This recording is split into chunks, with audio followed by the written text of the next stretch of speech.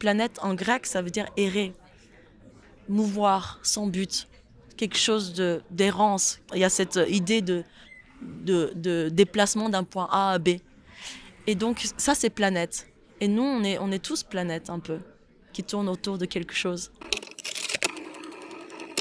Je m'appelle Momoko Seto, je suis réalisatrice de film Planète qui clôture la semaine de la critique.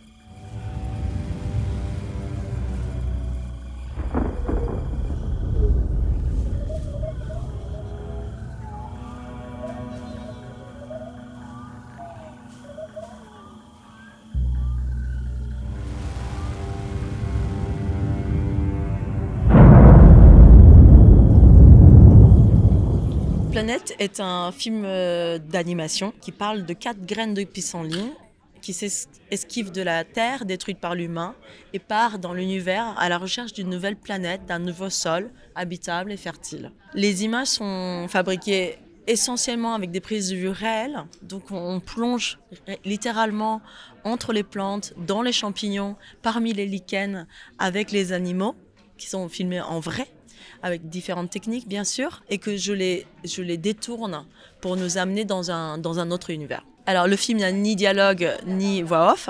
Les Akens s'expriment entre guillemets avec leur propre langage. Et pour moi c'était important qu'il n'y ait pas de langage humain parce qu'on n'est pas des humains. On est dans la peau des Akens, donc ces graines de pissenlit. Donc il fallait être jusqu'au bout, jusqu'aux non-paroles, jusqu'à la façon de mouvoir et tout. Et donc, il n'était pas du tout question qu'il y ait des dialogues. On a travaillé avec Nicolas Becker et Quentin Sirjac, 2 artistes sonores, pour tout ce qui est expression linguistique et sonique de ces akens. Il fallait comprendre à la fois l'émotion de ces akens, mais sans qu'il y ait des explications. Et ce que je trouve important, c'est que quand on pose des mots, on donne déjà ce qu'on doit sentir, ce qu'on doit comprendre. Mais quand on ne pose pas des mots et qu'on est dans les gestuels, dans des sons, dans les sens, on a toute une nuance de compréhension qui nous vient et qui devient beaucoup plus riche. Les différentes nuances de sons qu'on a trouvées, c'est à la fois avec les ondes Martenot, qui est un instrument de musique qui connote un peu l'idée un peu science-fiction avec ce son des années 80, qui est un peu leur petit langage. Et on a utilisé aussi des souffles très subtils pour à la fois, on ne sait pas si c'est le vent qui les emporte, c'est leur corps qui fait ça ou si c'est leur bruit à eux, mais tout ce qui est le souffle qui fait comme ça, qui move avec les akens. Et en fait, ce qui était assez beau dans l'idée de Nicolas Becker, c'était que les souffles, c'est un peu le premier bruitage qu'on fait quand on est enfant et qu'on joue avec un jouet en faisant comme ça. Donc c'est une espèce de subconscient qu'on le donne aux spectateurs de rappelez-vous, on faisait ça aussi quand on était petit et quand on voulait jouer avec quelque chose. Le premier cinéma, le premier bruitage, le premier musique qu'on aimait nous-mêmes. Et donc il y a ce son-là qui vient sur les akens. Et puis bien sûr, tout ce qui est bruitage direct avec le bruiteur sur les aigrettes, ses cheveux. Et puis le corps, bien sûr, pour donner de la présence. Donc il y a plusieurs couches de sons qui caractérisent la parole des akens.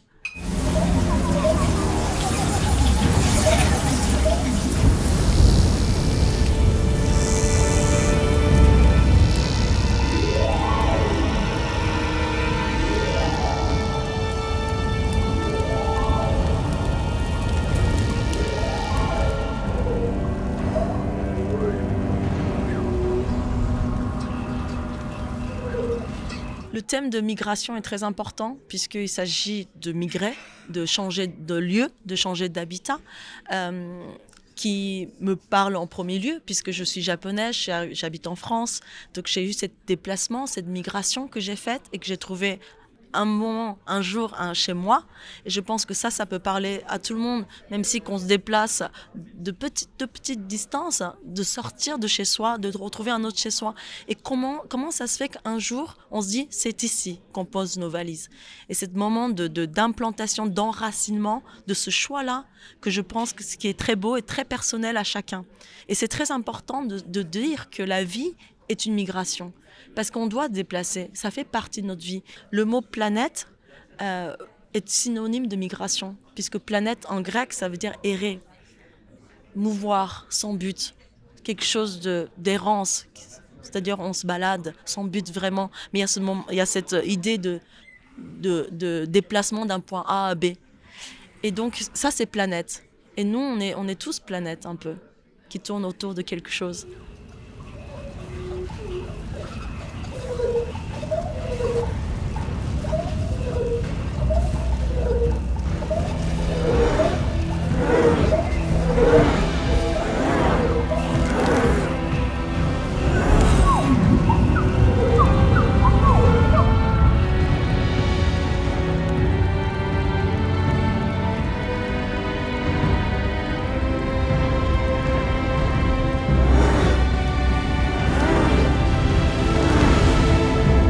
Le changement d'échelle, le changement de point de vue est essentiel. Quand on met la caméra à la hauteur des yeux et qu'on le met par terre, qu'on le met très très haut, on ne voit pas la même chose.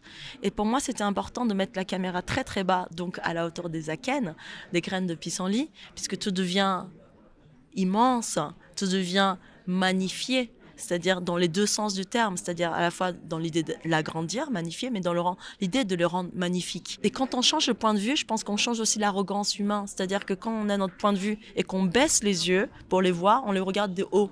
Mais quand on est à la même hauteur de point de vue que les mousses, eh ben, en fait, on les écrase plus.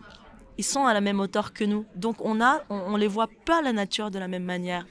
Juste par ce changement de point de vue. Et aussi par ce changement d'échelle qui est primordial, puisque quand on change d'échelle, on change la définition. La limace n'est plus une limace, elle devient un cheval, elle devient un dinosaure, elle devient presque une montagne, en dézoomant à chaque fois. Et ça, c'est primordial parce que c'est le changement de définition qui est important de savoir.